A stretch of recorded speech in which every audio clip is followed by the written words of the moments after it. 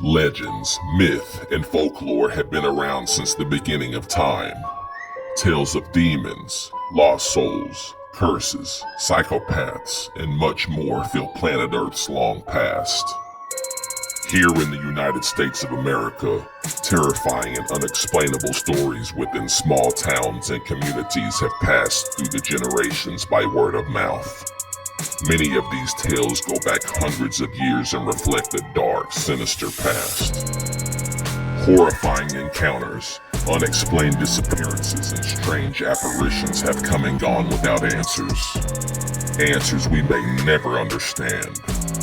From haunted cemeteries to vanishing hitchhikers, cursed land to murder sites. Come along with us carefully as we travel and venture into the legends of the locals.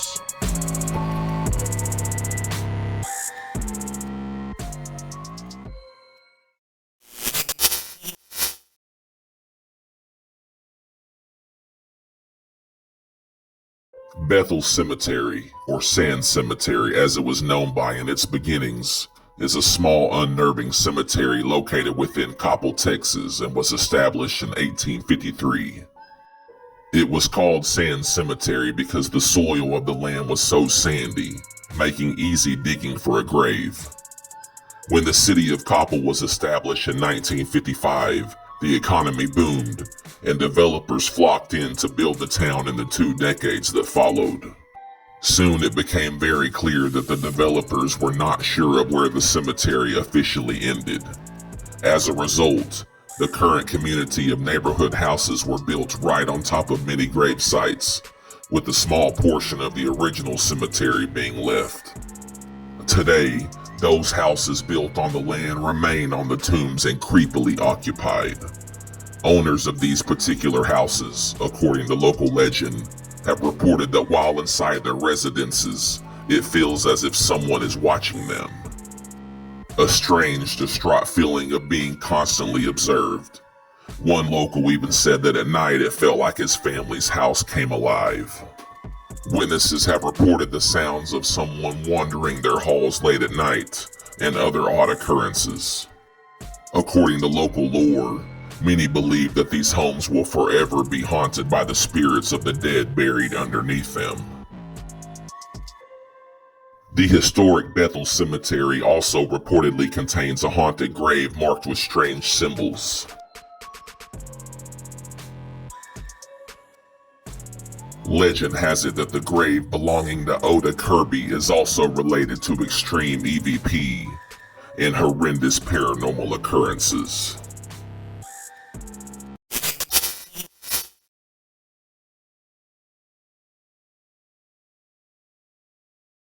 The Winston House, a historically frightful residence in Tuscumbia, Alabama, was built and completed in 1824 by local planter William Winston for he and his wife Judith and their family. Winston's son, John A. Winston, was the 15th governor of Alabama from 1854 until 1857. The house remained in the family until 1948, when it was sold to the city, which constructed a new campus for local Deschler High School around the house. According to historical records, in 1874 a tornado took the life of Lady of the House, Judith Winston, who was crushed beneath rubble during the violent storm. Her sons pulled her from the wreckage, but she died in the front room on the eastern side of the site. From the moment of Judith's last breath until now, local legend says that her spirit has roamed this very house. The building since has been used for the school, as a museum, and also an elegantly haunted location for wedding receptions. Mrs. Winston is said to once have rattled the chairs that were being set up for a wedding, until the bride called out an invitation to her. Mrs. Winston is also said to make the walls weep in the entry hall when a storm is near. Given the time and place when seances were far more common than accepted, other stories and reports also have it that the original builder William Winston's spirit has been seen at the top of the stairs and walking through the halls, and shadow-like figures have been seen through windows after the house is closed for the night. The Winston family cemetery is just northwest of the Winston house, where William, Judith, and all of their siblings and grandchildren were laid to rest. The cemetery is maintained by Winston family descendants to this very day.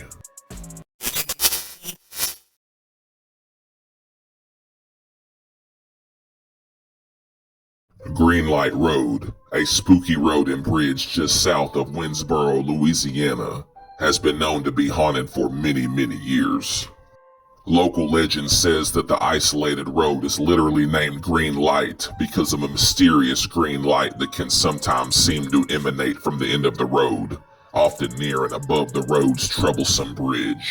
Sometimes this presence can even mess with the mechanics of people's cars. Just away down the road is Green Light Bridge, which spans Turkey Creek. Though the original historic wood frame bridge has been moved and slightly upgraded, there are some locals that can remember the original narrow wooden bridge with no side rails. Just across from the bridge, an old church was constructed in the late 1800s, just to the east. Though the details are sketchy, it is a known fact that someone had been hung in the large tree in front of the church. Shortly thereafter, the church relocated to a more populated area, leaving the old wooden structure to deteriorate as time went by. During this time, there had been an accident on the bridge. A man was decapitated, making the second uncanny death in the same general area.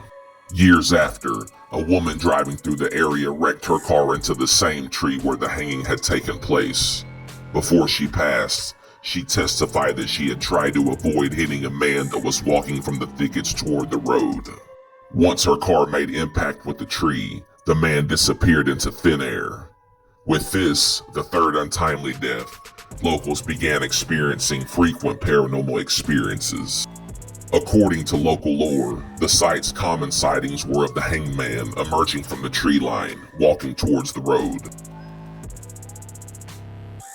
Other folks claim to have seen the decapitated man searching for his head.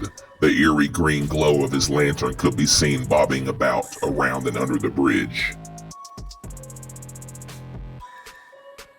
Residents claim that when crossing the bridge at night, it is not uncommon for vehicles to stall and electronic components to fail.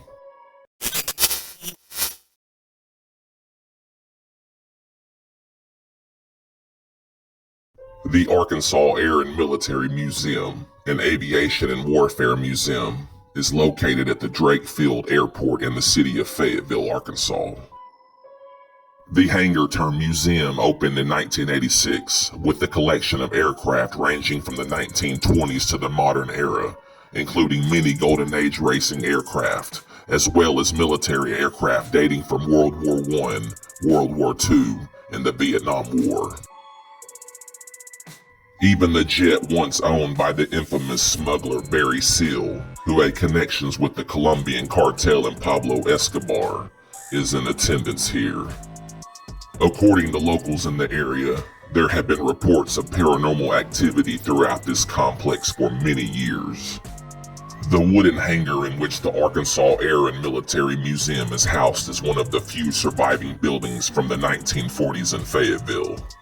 It previously served as the headquarters for a military aviation training post during World War II.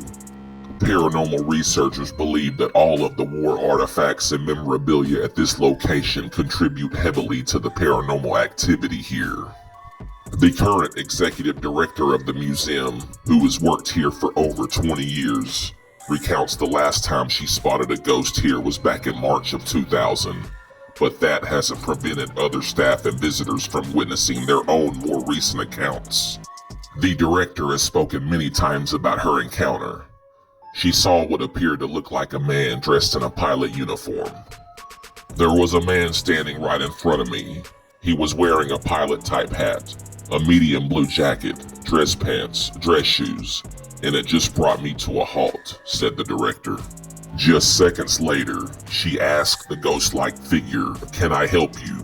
But before she knew it, the figure had vanished before her eyes. According to local legend, this ghost is said to be the spirit of Arkansas native and deceased pilot Ray Ellis, a frequent of the area.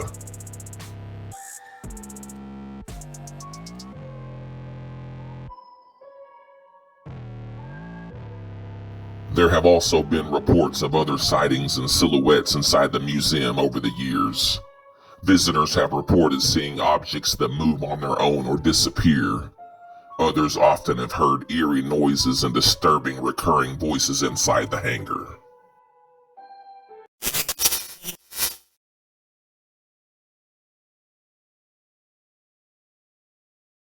Grand Gulf Military State Park, a West Mississippi state park located 10 miles northwest of Port Gibson, is a haunted area near what is now the ghost town of historical Grand Gulf.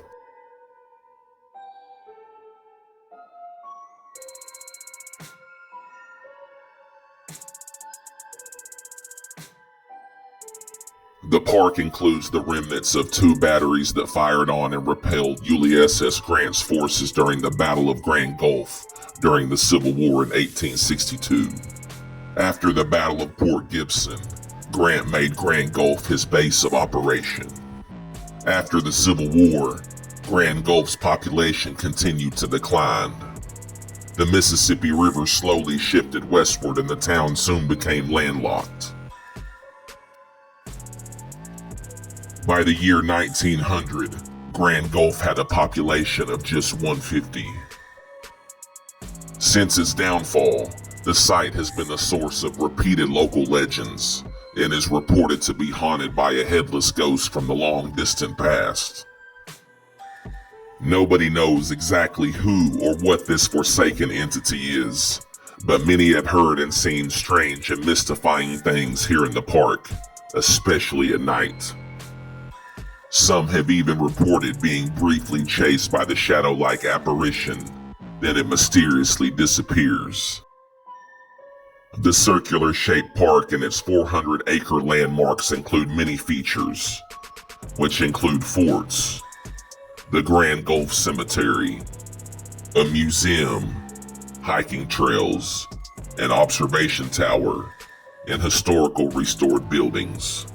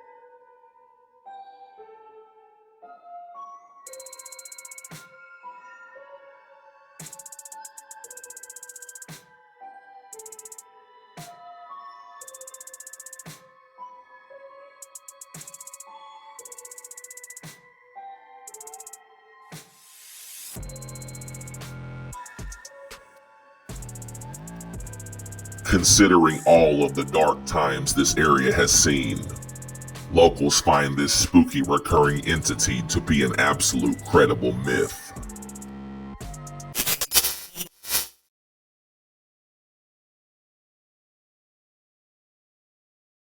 Two Rivers Mansion, an antebellum historic house in Nashville, Tennessee, located on land that now also sports a golf course, is a known hotspot for paranormal activity in North Tennessee. The mansion was built in 1859 for David H. McGavick and his family. The location was inhabited by the McGavick family for 3 generations until 1965, when it was purchased by the city of Nashville. The land was then turned into Two Rivers Park and Golf Course, with 18 holes of golf. Within all of this beautifulness also come stories of the past of darker times of the area. The mansion and its surrounding property are haunted by the spirits of deceased McGavick family members. The golf course land that the home is settled upon was used to bury both Confederate and Union soldiers when the local cemeteries ran out of space to accommodate the massive burials during battles in the area of the Civil War. The massive manor is all glitz and glamour until we dig into its surrounding soil. There, we will find the most common cause for a haunted house, an Indian burial ground. If one thing is for sure, no one should ever build upon one of these sacred sites. The spirits there don't rest, they rise. Local legends state specifically that at this very location, the remains of nearly 100 Native Americans were also found during the mansion's 1859 construction. In recent years, the mansion has lived up to its haunted reputation, with staff members and visitors alike reporting strange occurrences. Disembodied footsteps can be heard echoing throughout the halls of Two Rivers. Laughing and whispers are heard, and doors lock and unlock all on their own. One employee recounted the time she spent working at Two Rivers, and that she herself had seen Lady McGavick wandering the estate, wearing a white dress. She is fond of playing with the electricity in the water, and she loves to turn light bulbs and flick off lights. Feelings of heaviness and nausea permeate the mansion, and visitors tend to not stay too long inside of it. Employees state that it is one of the most active paranormal locations in the southern parts of the United States.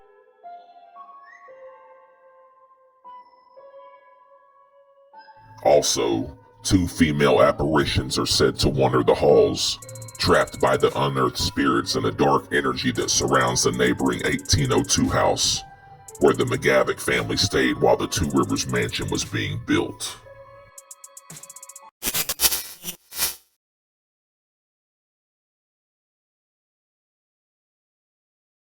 Sitting on a 460-acre plot of land in northwest Tulsa, Oklahoma, the haunted GILCREASE Museum houses one of the world's most extensive and renowned collections of Native American and Western art and artifacts. It is also said to be home to several resident ghosts. The museum's late founder and original owner, Thomas GILCREASE, collected so many items during his time of travel that he decided to open this museum on his very own land where he lived, which he acquired as a 9-year-old by means of he himself being of 1/8 Creek heritage. He spent his entire life collecting and honoring the essence of the Native American culture. Thomas died of a heart attack in 1962 and was given a funeral service at this very location that included ancient traditional Indian rituals. His remains were then placed in a mausoleum upon his estate, and his other art and artifacts were taken to the museum. After his passing in 1962, the wealthy oil man's spirit is said to occupy the museum, his house, and the grounds. He roams the halls showcasing his collection and has been seen by visitors and employees. Doors will open and close by themselves, the temperature will fluctuate on its own, and items will appear out of place without explanation. Other reports tell of ghostly children who roam on these historic grounds. Ghost investigators have obtained electronic voice recordings of a woman singing, the sounds of men arguing, and strange whispers. Other phenomena reported by staff and guests include loud banging noises coming from the museum's 2nd floor. The legendary artifacts in this building have often been contributed to the vast amount of paranormal events. Some estimate that as many as 7 different spirits remain on the property, all of which are reportedly harmless and linger only because they like it. Or so they say. In the beginning of 2022, the original GILCREASE Museum was demolished, with all the artifacts being put away until the rebuilding of the new and improved GILCREASE Museum, with completion projected by early 2025. The GILCREASE house and the mausoleum on the property will remain. Once the building is built, reopened, and the artifacts are unveiled again, many suspect the ancient souls connected with the artifacts will once again roam the halls of the GILCREASE Museum.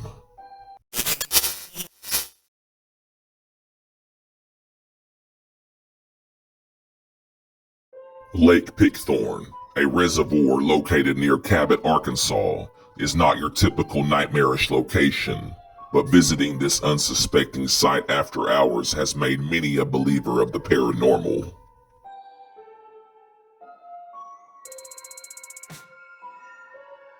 According to legend, locals from the past century and a half of the area claim that the ghost of a man with a lantern haunts the lakeside.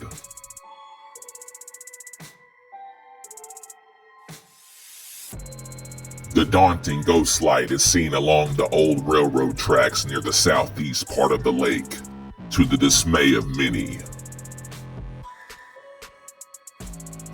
Nobody is quite sure what happened on or near the railroad tracks in the past, but the floating light near the water and throughout the nearby woods and tracks have been witnessed by locals since long ago.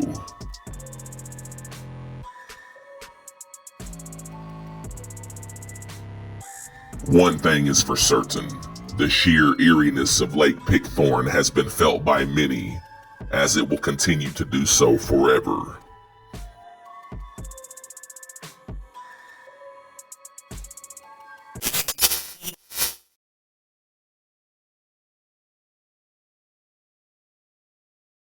The Hotel Bothwell, located in the historical downtown area of Sedalia, Missouri, has been the location of ghastly and hair-raising tales for quite some time now. The hotel has been welcoming guests since 1927, although some have found the place so cozy and so much like home that they have just never checked out. The hotel originally had 109 rooms, but has since expanded. The building has 7 floors, with the majority of the paranormal activity occurring on the 3rd floor. According to local legend, for many years former guests and staff have told tales of hearing the voices of young children when no one was around, and some have even caught sight and sounds of ghostly kids dressed in older style clothing roaming around. You might even spot a little girl in a white dress on the 3rd floor. Paranormal researchers and others have reported hearing a woman talking loudly, and when you go to investigate, you find no one there, or even in the vicinity. Many have felt a brush against their arm as if someone is passing closely, but no one's there. Guests tell of feeling someone sitting on their bed, of hearing footsteps running back and forth in the hall, and of doors opening and closing randomly throughout their stay. A former hotel employee, according to city legend, told of getting unexplained scratches on their neck after leaving the hotel.